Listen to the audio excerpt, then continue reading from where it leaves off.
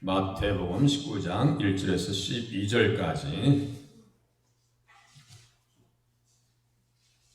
한 목소리로 뜻을 새기시면서 읽으시겠습니다. 시작. 예수께서 이 말씀을 마치시고 갈릴리를 떠나 요단강 건너 유대 지경에 이르시니 큰 무리가 따르거늘 예수께서 거기서 그들의 병을 고치시더라. 바리새인들이 예수께 나와 그를 시험하여 이르되 사람이 어떤 이유가 있으면 그 아내를 버리는 것이 옳으니까 예수께서 대답하여 이르시되 사람을 지으시니까 본래 그들을 남자와 여자로 지으시고 말씀하시기를 그러므로 사람이 그 부모를 떠나서 아내에게 합하여 그 둘이 한 몸이 될지니라 하신 것을 잃지 못하였느냐. 그런즉 이제 둘이 아니요 한 몸이니 그러므로 하나님이 짝 지어주신 것을 사람이 나누지 못할지니라 하시니 여짜오되 그러면 어찌하여 모세는 이혼 증서를 주어서 버리라 명하였나이까. 예수께서 이르시되 모세가 너희 마음의 완악함 때문에 아내 버림을 허락하였거니와 본래는 그렇지 아니하니라. 내가 너희에게 말하노니 누구든지 은행한 이유 위에 아내를 버리고 다른 데 장가드는 자는 간음함이니라. 제자들이 이르되 만일 사람이 아내에게 이같이 할진대 장가들지 않는 것이 좋겠나이다. 예수께서 이르시되 사람마다 이 말을 받지 못하고 오직 타고난 자라야 할지니라. 어머니의 태로부터 된 고자도 있고 사람이 만든 고자도 있고 천국을 위하여 스스로 된 고자도 있도다. 이 말을 받을 만한 자는 받을지어다. 아멘.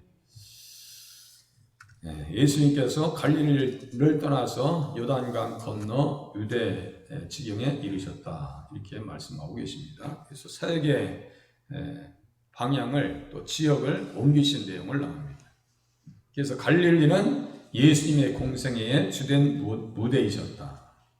그래서 이방의 갈릴리여 마태복음 4장 13절 이방의 갈릴리여 하면서 흑암에 앉은 백성이 큰 빛을 보았고 사망의 땅과 그늘에 앉은 자들에게 빛이 빛이었도다. 이렇게 말씀하고 있습니다.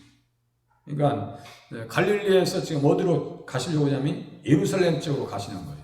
예루살렘 지역으로. 그래서 무엇을 하시려고 하시는가? 십자가를 마음에 두시고 가시는 거예요. 그러니까 모든 예수님의 동서는 오전에 말씀드린 것과 같이 하나님의 영광이면서 동시에 선지자들이 말한 것을 정확하게 이루어가는 과정 가운데 발걸음이 맞춰져 있습니다. 그러니까 참 그 말씀을 이사야서 9장 1절과 또 42장 7절에 그대로 옮겨진 것을 예수님께서 이루시려고 가신다. 이런 표현을 쓰고 있어요. 마태복음 4장 14절에 보니까 이는 선지자 이사야를 통하여 하신 말씀을 이루려 하십니다. 그러니까 선지자들을 통해서 예수님의 동선을 미리 다 말씀하셨는데 그 가는 길을 정확하게 예수님께서는 맞춰서 발걸음을 옮기신다니까요. 그러니까 성경이에요. 성경은 누구에 대해서 말씀하시는 거예요? 예수님에 대해서.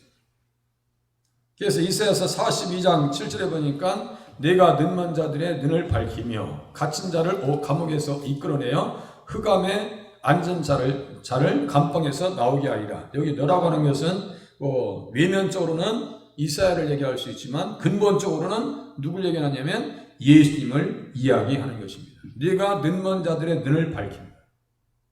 예수님 앞에 나오면 눈이 밝아지는 줄로 믿으시면 맞습니다. 눈이 밝아진다. 밝아진다니까 또 그렇게 생각하시면 안 돼요. 백야장 있는데 이거 밝아지. 그런 얘기가 아니고 영적인 눈이 밝아진다는 거예요. 그리스도의 풍성한 세계가 이게 열린다는 거예요. 그리스도의 세계가. 그래서 흑암에 앉은 자를 감방에서 나오게 하리라. 이제 눈이 열리면요. 감옥에서 나온다니까요. 어둠의 권세에서 사탄의 권세에서 누구에게 나오는 거예요? 주님 앞에 나오는 겁니다. 자꾸 주님 앞에 나와야 돼요. 예수님께서 갈릴리를 떠나 요단강 건너 유대 지경에 이르셨다는 말씀은 이제 예루살렘의 십자가 길을 마음에 두신 발걸음이셨다. 십자가를 지시려고. 십자가를 지시려고.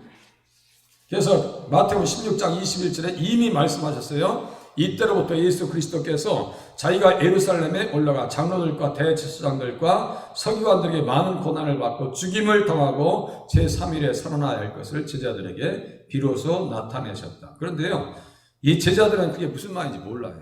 깨닫지 못합니다. 그러니까 나중에 십자가 앞에 다 도망갑니다. 십자가 앞에 다 도망가요. 비겁하게 깨닫지 못하면 그렇게 되는데, 성령님께서 오순절에 임해서 십자가의 의미를 깨달으니까 이게 내가 비겁할 일이 아니고 그렇게 살 일이 아닌데 예수님을 증거해야 되는데, 그러니까 이 마음들이 완전히 사람 자체가 바뀌어요. 그 안에 예수가 들어오니까 예수님의 영 성령 충만함을 받으니까요 완전히 인생이 바뀌어버리고 자세가 바뀌고 완전히 보는 눈이 달라요. 그러니까 예수님 만나야 돼요. 예수님 만나야 돼요. 요단강 동편 베레아 지역으로 남아하셨습니다. 예루살렘 근처입니다. 이는 예루살렘으로 가시는 전도의 길이셨고 예루살렘 십자가의 길이 되셨습니다. 이 길에서 이혼에 대한 교훈을 가르쳐줍니다. 중요한 교훈을 가르쳐줘요. 보시겠습니다. 이혼에 대한 바리새인들의 질문. 이혼 문제가 보통 큰 문제가 아니죠. 1년에 거의 10만 쌍인가. 우리나라도 보니까요 이혼율이 상당히 높습니다.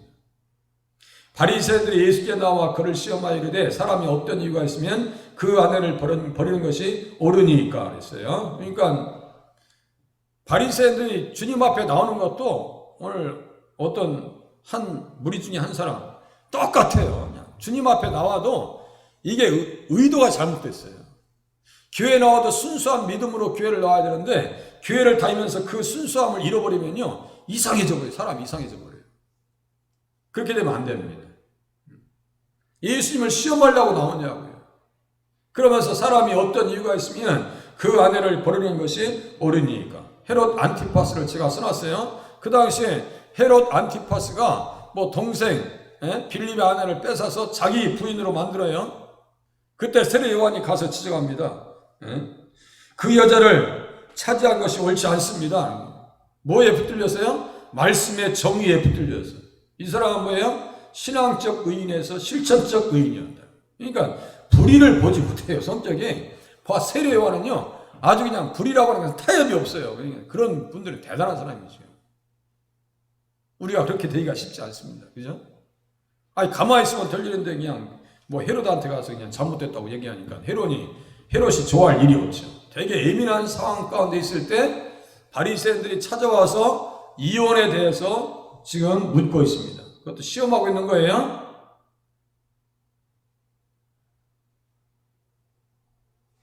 그래서 예수께서 예루살렘으로 올라가려 하실 때 그리고 여리고에서 떠나갈 때 그들이 예루살렘에 가까이 가서 감람산 벳바게에 이르렀을 때 바리새인들은 늘 예수를 향한 불신으로 말미암아 시험하는 자들로 등장합니다. 예수님 가시는 길에 이 사람들은 일체 도움이 안 돼요. 일체 도움이 안 됩니다. 계속 시험하고 그냥 문제를 삼고 마태복음 16장 1절에 보니까 그렇게 써 있어요.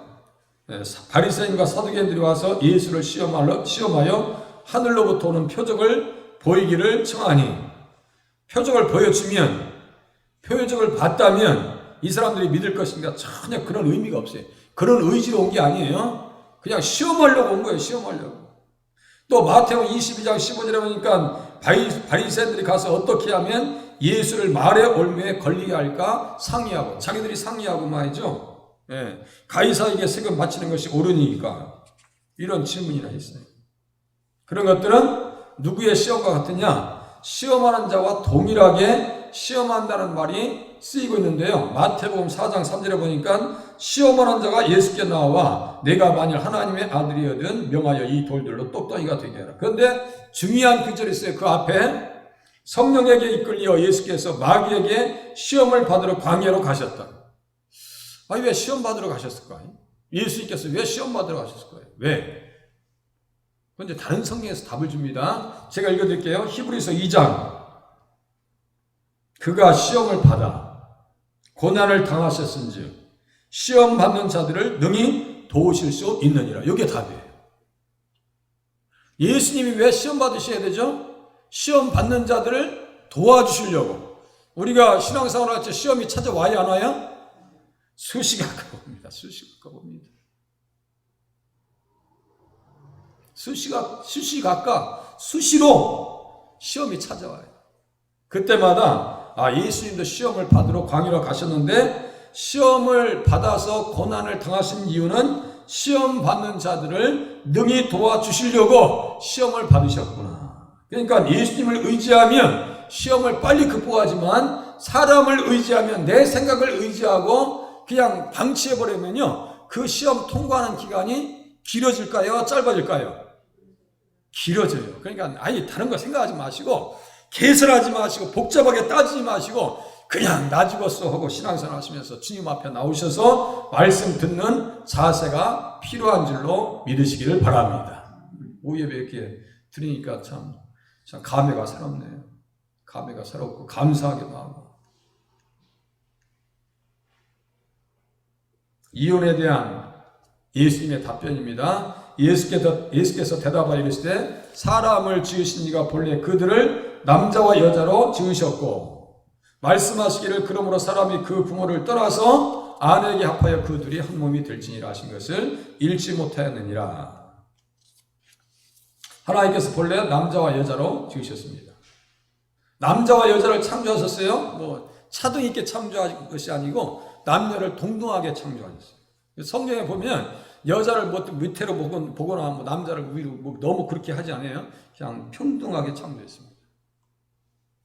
제가 수요일날 말씀드린 것과 같이 이정은 교수라고 종교자유연대 기독교를 반대하고 기독교를 말살시키기 위해서 운동했던 사람이 사도 바울 같은 사람이에요. 이제 울산대 법학 교수 되시는 분인데요. 그분이 조직적으로 불교 쪽에 서가지고 기독교를 말살시키려고 하는 정책을 폈다가 누굴 만나냐면 예수님 만납니다. 그런데 예수님 만나기 전에 그 사람 한 이야기를 제가 들려드릴게요.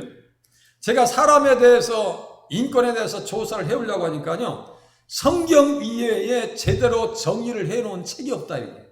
성경 이외에 사람 인간론에 대해서 정확하게 이야기한 책이 없어서 내가 너무너무 스트레스를 받았었는데 예수님 앞에 돌아와서 보니까요, 성경의 말이 다 맞더라고. 이렇게 얘기하더라고.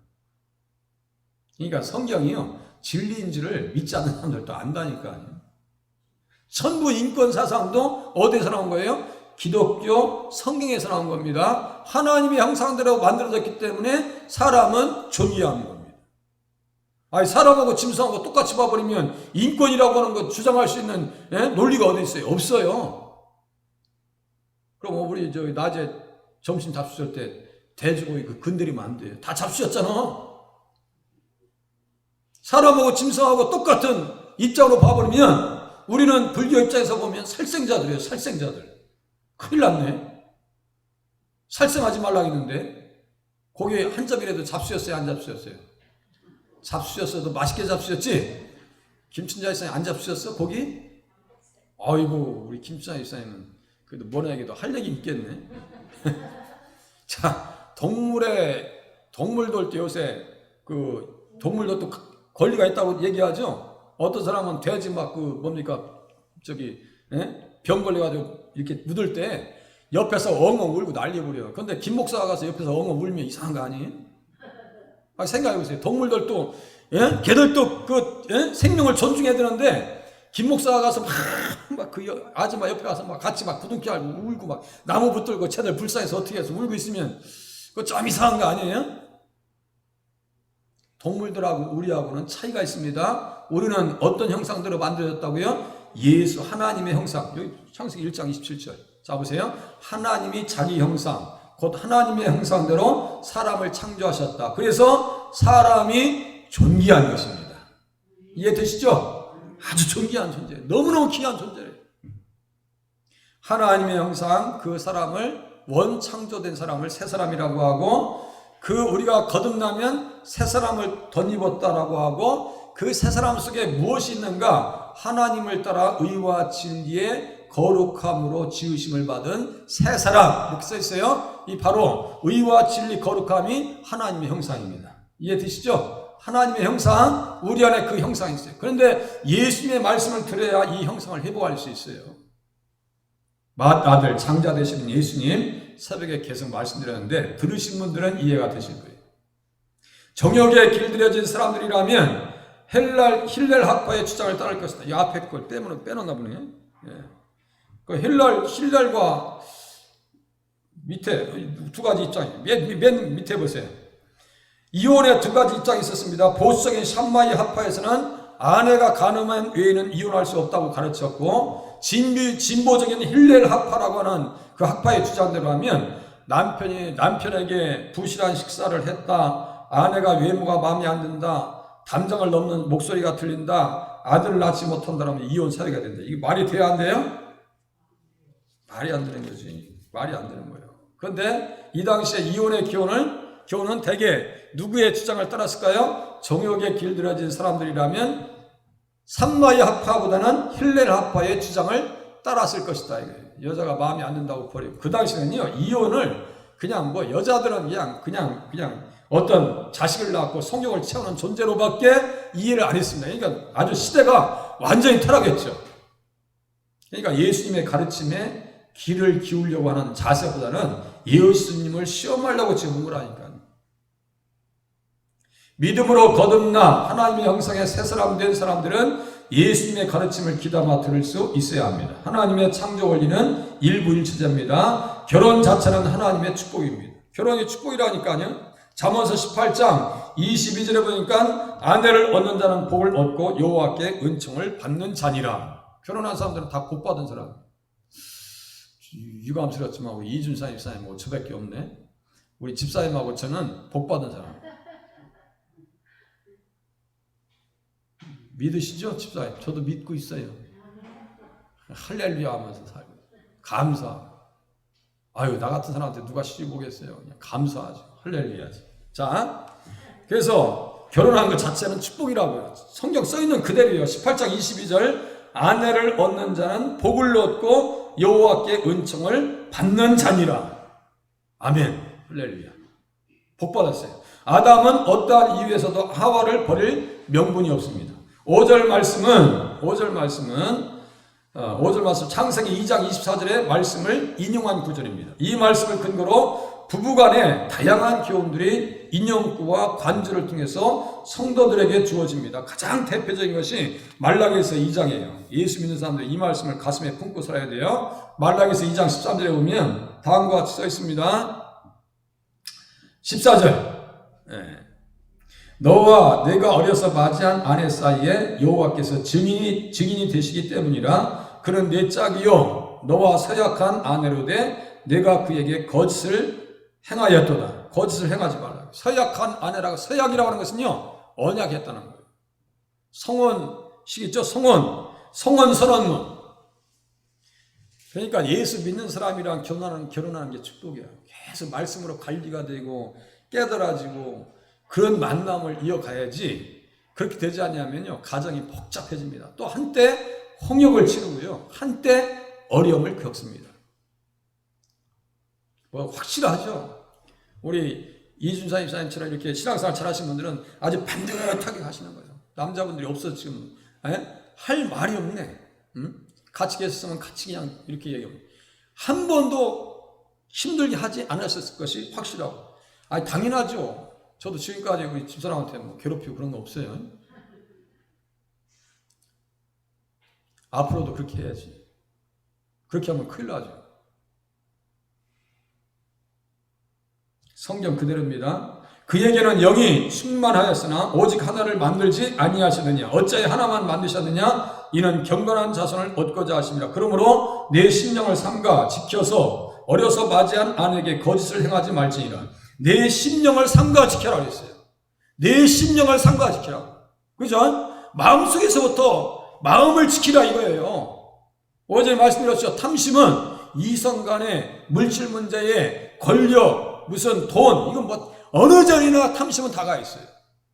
그것에 붙들리면요, 이게 이제 그때부터는 사고 칠 가능성이 우리 안에 내재되어 있는 거예요. 그러니까 마음을 지켜서, 심령을 삼가 지켜서 어려서 맞이한 아내에게 거짓을 행하지 말지니라. 이 말씀을 가슴에 품고 살아야 돼요. 예수 믿는 사람들은. 그래서 주님께서 싫어하시는 것이 있습니다. 나는 이혼하는 것과 옷으로 학대를 가리는 자를 미워하노라. 아이고, 예수의 미워하는 짓 했다가 뒷감당 안 되라고? 하나님께서요 미워하시는 게 뭐라고요? 이혼을 싫어하신다고. 이혼 싫어한다고 하지 말라고. 그 얘기입니다. 일부 다처제를 하나님께서 금하셨고요. 이혼을 금하셨고요. 그리스도와 교회의 관계성 속에서 이 말씀이 또 풀어집니다. 창세기 2장 24절의 말씀을 교회와 신부가 되는 예수님의 신부가 된 교회의 관계, 그리스도와 교회의 관계에서도 풀어준다니까요. 자, 보세요. 아담이 갈빗대를 빼서 신부를 만들어준 것처럼 예수님께서 옆구리에 창 찔리셔서 교회를 탄생시켜 주셨습니다. 교회를 만들어 주셨으면 아담이 하와에게 이야기합니다. 이는 내 살 중에 살이요 뼈 중에 뼈다. 이것처럼 완벽한 사랑의 고백이 어디 있어요? 당신은 내 분신이요, 내 반쪽이요. 그죠? 내 반쪽이라. 아니 그냥 살다 보면 사람은 유통기간이 있어요. 실온 무슨 기간이 있다. 유통기간이 있어요. 사람도 세상 사람들은 유통기간이 있어요. 그런데 예수님 안에서 사랑은 유통기간이 없습니다. 맞아요, 틀려요. 사랑도 식어지더라니까. 노래 중에도 그런 노래가 있어요. 내 친구가 미스 코리아랑 결혼했는데 이쁘다고 자랑하더니 한 달 만에 마음에 안 든다고 했었고, 그런 유행가가 있더라고. 김 목사는 유행가 많이 알아요. 내 친구 누가 미스 코리아랑 결혼했는데 한 달도 살지 않고 마음에 안 든다고. 그런 노래 들어보셨어요, 안 들어보셨어요? 있어요? 참. 나만 나쁜 사람이네. 나만 세상 노래만 제가 나중에 가사를 해서 써가지고 한번 여기 한번 이 원고에다 적어올게. 에? 아니 미스 코리아 또 저 윤복희 권사님이 그러셨어. 갈 테만 가시오. 무슨 사랑이 유행가 가사인 줄 아시오? 뭔 소리냐. 세상 사람들은 그렇게 노래 부르면서 살아. 뒤돌아보지 말고 갈 테만 가시오. 사랑이 무슨 유행가 가사인 줄 아시오. 세상 사람들은 그래요. 그런데 예수 믿는 사람들은 어떻게 해요? 내 살 중에 살이요 뼈 중에 뼈입니다. 할렐루야. 저도 한번 고백할게요. 우리 집사람한테, 우리 집사님께서도 권사님한테 가셔서 당신은 내 살 중에 살이요 뼈 중에 뼈야 이렇게 고백하시고, 그리고 집에 가시면은 자제분들한테 가르쳐 드리세요. 내 살 중에 살이요 뼈 중에 뼈야. 우리 김비현 씨한테 가서 얘기해. 한번 말해봐. 할 거야 안 할 거야 하면서. 우리 상훈이 선생님 그런 사람한테만 마음 열어줘야 돼. 누구한테도 웃지 마. 웃으면 좋아하는 줄 알아. 착각해. 남자들은 다 웃으면. 웃음도 주지 마. 자, 또 빨리 나가겠습니다. 자, 부부는 본래 나눌 수 없다. 이혼 증서는 완악함 때문에 있는 것이다 라고 가르쳐 줍니다. 그런즉 이제 둘이 아니요 한 몸이니 그러므로 하나님이 짝지어 주신 것을 사람이 나누지 못할지니라. 그러니까 결혼은 누가 짝지어 주신 거예요? 하나님께서 짝지어 주신 거예요. 하나님께서 짝지어 주신 거예요. 여짜오되 그러면 어찌하여 모세는 이혼 증서를 주어서 버리라 명하였나이까. 예수께서 이르시되 모세가 너희 마음의 완악함 때문에 아내 버림을 허락하였거니와 본래는 그렇지 아니하니라.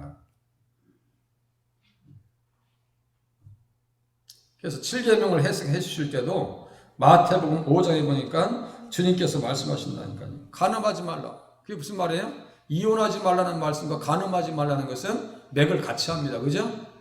그러니까 간음하지 말라고 하는 것은 부부간에도 똑같이 다 해당되는 거예요. 그 부부간의 정조를 지킬 수 있어야죠. 사인하지 말라는 것은 미워하지 말라는 거예요. 형제와 자매를 미워하지 말라는 거예요. 다른 신을 섬기지 말라는 건 뭐예요? 다른 영, 다른 복음, 다른 예수, 다른 이 복음을 받아들이지 말라는 거예요. 다른 신을 받아들이지 말라는 거예요. 십계명은요, 우리의 삶 전체를 다 포괄적으로 구속력 있게 우리에게 가르쳐 주신 내용입니다. 간음하지 말라.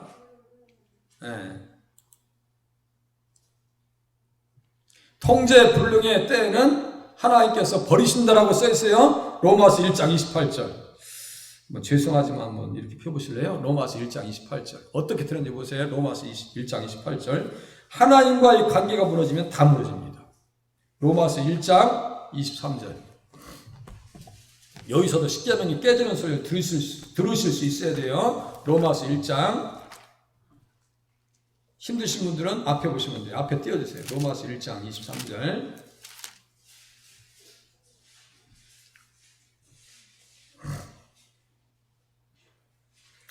23절 끝에 보시면 우상으로 바꾸었느니라 써 있죠. 우상으로 바꾸었느니라고. 그죠? 그러니까 10계명에 제 몇 계명이에요? 2계명이에요. 2계명. 2계명을 깨버립니다. 우상으로 바꾸었느니라. 그죠? 2계명 깨졌죠? 불법 가운데 들어갑니다. 그러면 그때부터 무질서 가운데 들어갑니다. 통제 불능의 때, 이렇게 제가 그래서 일부 써놓은 거예요. 그때부터는요, 이 통제가 안 됩니다. 모든 것이 다 막 그냥 막 뒤죽박죽 되어버립니다. 뒤죽박죽 되어버려요. 우상으로 바꾸었느니라. 그러니까 그러므로 하나님께서 그들을 마음의 정욕대로 더러움에 내버려 두셨다. 다 무질서 가운데 들어갑니다. 그냥 버려버리는 거예요. 버려버리는 거예요. 그들의 몸을 서로 욕되게 하게 하셨으니 이는 그들이 하나님의 진리를 거짓 것으로 바꾸어 피조물을 조물주보다 더 경배하고 섬김이라. 주는 곧 영원히 찬송할 이시로다. 아멘. 자 보세요. 피조물을 조물주보다 더 경배하고 섬겼어. 어떻게 섬겼는데요? 동물의 우상, 기어다니는 동물 모양, 썩어질 사람, 하나님의 영광을 썩어질 사람과 새와 짐승과 기어다니는 동물 모양의 우상으로 바꾸었느니라. 독수리도 우상으로 섬겼었죠? 독수리도 우상으로 섬긴다니까요. 짐승도 섬겨요. 호랑이, 우리 대한민국에 호랑이 섬겼어요? 안 섬겼어요? 호랑이 신 섬겼어요? 안 섬겼어요? 섬겼다니까요. 그게 일종의 토테미즘이라고 그래요. 토테미즘. 완전히 짐승 섬기고. 사람도 어떻게 섬기는데요? 저 북한에 보면 무슨 주석, 어디 인민대회장이, 김일성 부자가 딱 하니 서 있어. 그 우상 아니에요? 완전히 혼란 가운데 들어갑니다. 자, 하나님을 잃어버리면, 하나님을 놓쳐버리면, 말씀을 잃어버리면 완전히 오류 가운데 들어갑니다. 자, 이 때문에 26절, 이 때문에 아까 거기 보세요. 이 때문에 하나님께서 그들을 부끄러운 욕심에 내버려 두셨으니 그들의 여자들도 순리대로 쓸 것을 받고 영리로 쓰며 그와 같이 남자들도 순리대로 여자 쓰기를 버리고 서로 향하여 음욕이 불릴 듯하며 남자가 남자와 더불어 부끄러운 일을 행하여. 로마서 1장 27절. 그들의 그릇 때문에 상당한 보응을 그들 자신이 이미 받았느니라. 그릇 때문에 상당한 보응을 그들 자신이 받았느니라. 소돔과 고모라가 받았고요. 지금 원숭이 두창으로 받고 있고요. 에이즈로 받았어요. 다 받았습니다. 그럼에도 불구하고 사람들은 깨달을 수 있는 여지가 없습니다. 왜 그런지 아세요? 예수가 없기 때문이에요. 맞아요? 틀려요?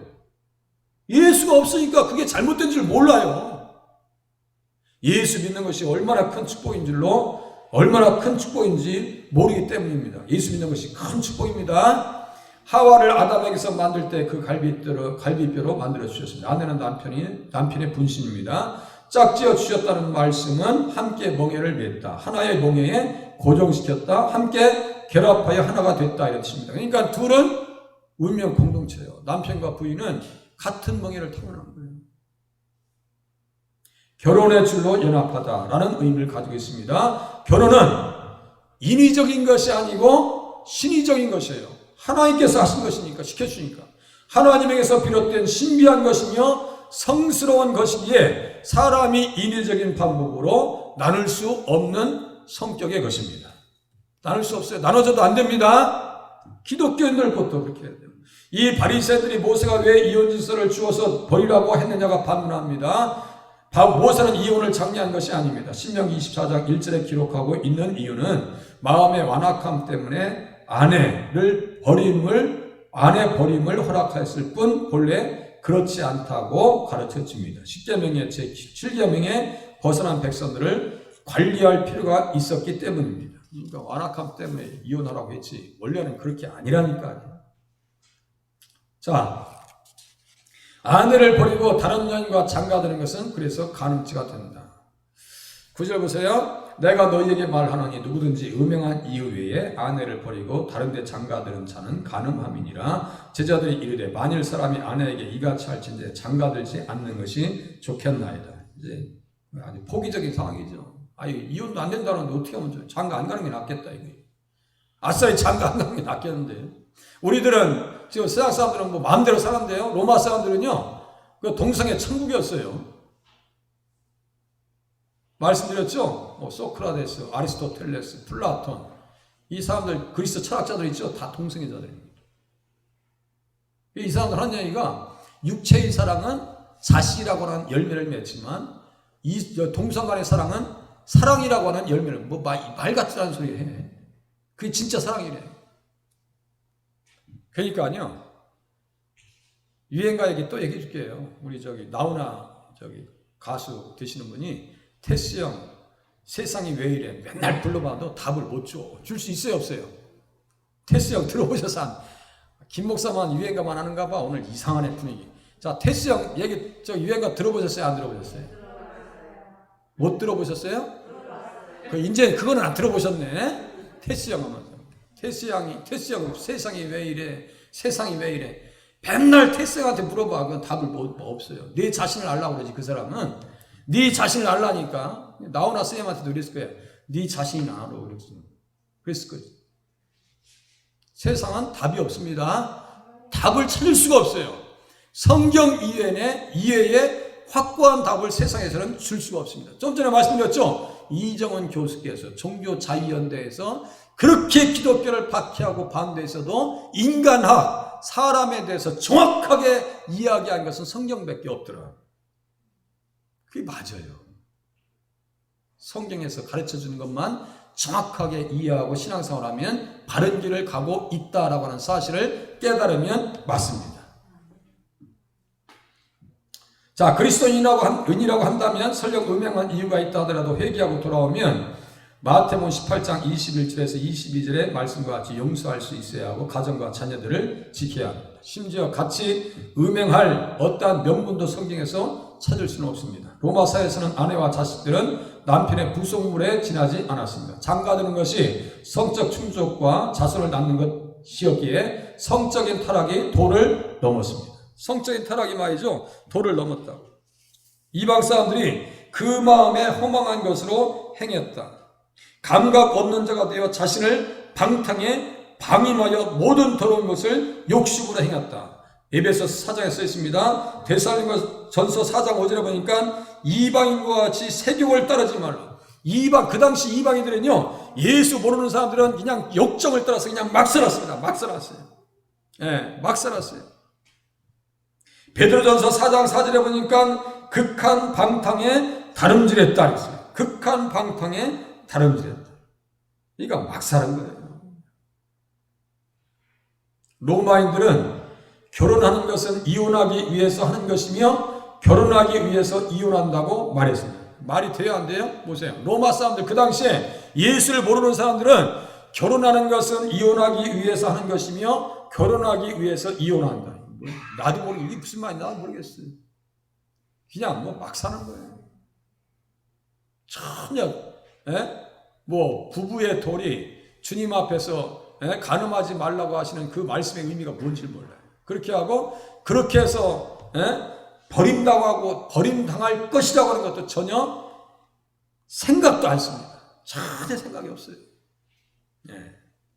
예수님의 가르치심과 말씀의 바리새인들은 이같이 할진대 장가들지 않는 것이 좋겠나이다 라고 답합니다. 한 번에 혼인만 용납될 경우에 결혼하지 않겠다는 말입니다. 음행은 땅에 있는 육체의 열매입니다. 또한 독버섯과 같이 가정과 직장, 성스러운 곳에까지 찾아올 수가 있습니다. 이 음행이라고 하는 것은요, 교회 안에까지 쳐들어올 수가 있습니다. 고린도전서 5장 1절입니다. 그 말씀입니다. 그것을 뭐라고 그래요? 누룩이다 그래요. 그러니까요, 늘 기도하는 것밖에 없어요. 기도하는 것밖에 없습니다. 저 똑같아요. 저 똑같은 입장입니다. 마지막.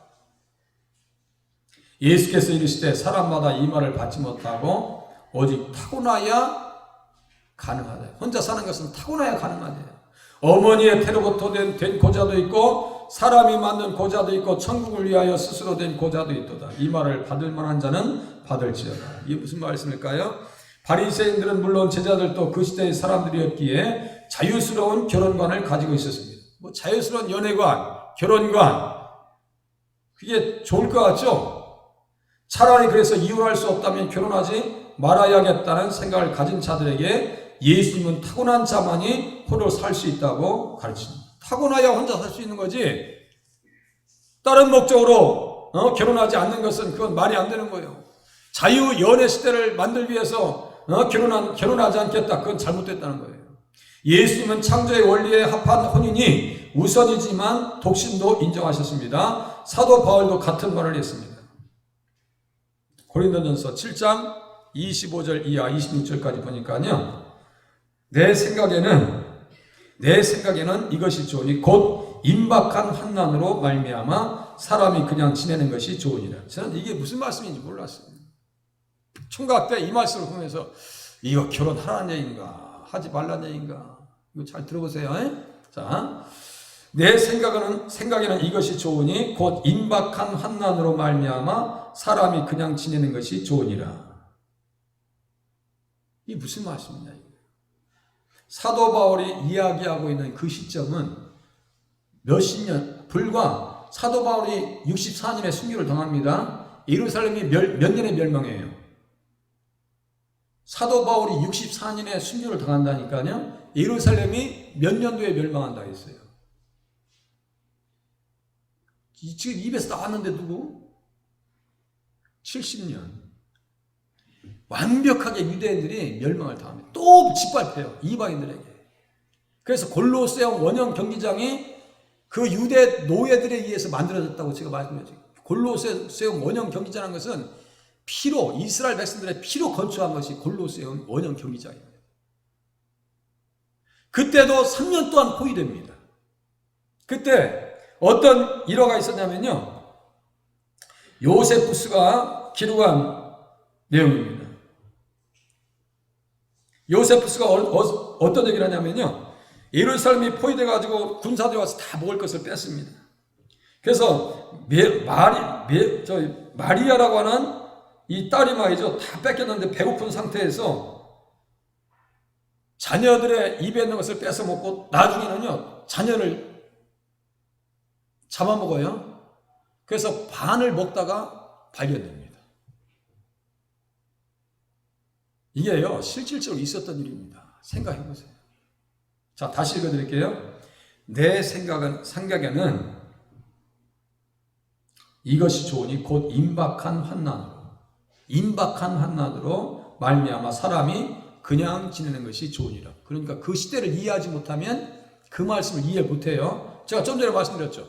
총각 때 이 말씀을 보면서 이게 결혼하란 얘기예요, 말란 얘기예요. 결혼했죠, 잘했지, 뭐 잘했지. 그런데 그 당시의 상황으로 문화로 들어가야 돼요. 사도 바울은 예수님께서 말씀하신 것처럼 예루살렘아 내가 너를 품으려고 얼마나 예루살렘을 보시면서 우시죠. 예수님이 십자가에 달리신 이후에 37년 만에 정확하게 예루살렘이 3년 동안 포위당해서 멸망합니다. 그것을 예수님은 보시면서 울고 계시는 거예요. 사도 바울도 그 말씀을 알아요. 그래서 임박한 환난 때문에 그냥 지내는 것이 좋으니라. 이렇게 얘기한 것이지 다른 의도가 아닙니다. 그래서 누가복음 13장 34절 예루살렘아 선지자들을 치고 내게 파송된 자들을 돌로 치는 자의 암탉이 제 새끼를 날개 아래 모음같이 내가 너희 자녀를 모으려 한 일이 몇 번이냐 그러나 너희가 원하지 아니하였다. 그래서 멸망한 거예요. 그 시대를 바라보면서 혼자 지난 것이 좋겠다라고 사도 바울이 이야기한 거예요. 독신을 주장한 것이 아닙니다. 가르쳤지만 그것을 끝까지 고집한 것은 아닙니다.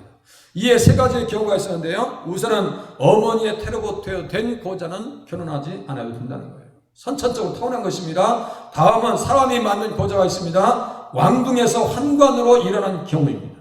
마지막으로 천국을 위해서 스스로 고자 된 자가 있습니다. 그게 누구예요? 사도 바울입니다. 사도 바울. 그래서 고린도전서 7장 7절 이하 8절까지 보니까요. 그래도